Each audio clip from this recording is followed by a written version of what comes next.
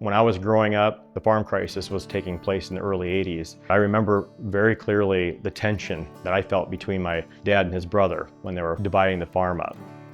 My name is Eric Mueller, and I am the founder and general partner of Legacy Farmland Fund. Spent most of my career selling farms at either auction or by private treaty. I continued to witness the lack of estate planning that farmland owners had. I would witness families literally getting torn apart. I kept thinking to myself, there's got to be a solution that we can create that can help these families in these situations. And I come across a 721 exchange. It's tied to Section 721 of the Internal Revenue Code, and what it says is that you can transfer property for interest in a partnership withoட் triggering gain or loss on that transfer. I'm Roger McCohen. I grew up on a small diversified row crop livestock operation in northeastern Indiana. Tax deferral is very important for a lot of farm and ranch clients simply because there's often a wide discrepancy between value of property and basis in the property. So what we try to do is to defer that tax and also perhaps use the installment sale rules so that you would only be taxed on a portion of that at a time.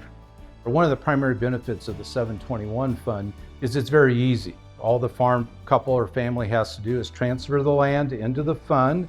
In return, they get units. I'm Paul Neefer. I grew up on a farm in southeastern Washington State. You'll have, let's say, 4 siblings. 2 want to sell, 2 want to retain that ownership and keep that land in the family. A 721 fund like the Legacy Farmland Fund allows those families to contribute that land into the fund, and then the 2 that want to sell are able to sell. The 2 that want to keep that legacy, they have the ability to keep it for the rest of their life, pass it on to their heirs, or at some point, if they decide to liquidate it, it's much easier to liquidate that.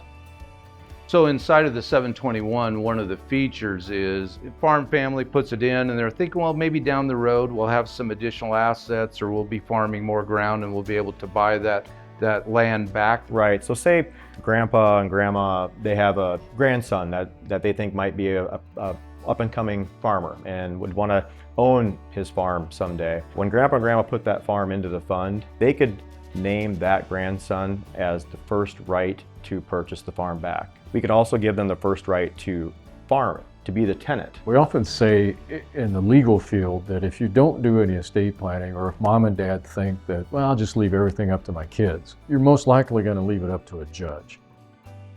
I think we're farming about 4,000 acres of land, and part of it is in a partnership with my 4 other brothers. Eric presented this to us. What are you guys going to do as we get older? You know, that's always something you just think, well, we'll be okay, but yet 4 different families, 4 different ways of looking at things. I don't know anything else out there other than if you sell your land for a big price, what are you going to do? You're going to pay capital gains. Or you're going to do a 1031 exchange, Yep. which leads you to have to go find a property and get it purchased within the timeline, and then you're still managing that property. As far as I'm concerned, it's about as easy a way to go, cut the stress down, and save the tax if we can. The whole idea behind the Legacy Farmland Fund is to provide a simple yet powerful estate planning solution that ultimately protects the legacy that farmland owners have built over many, many generations.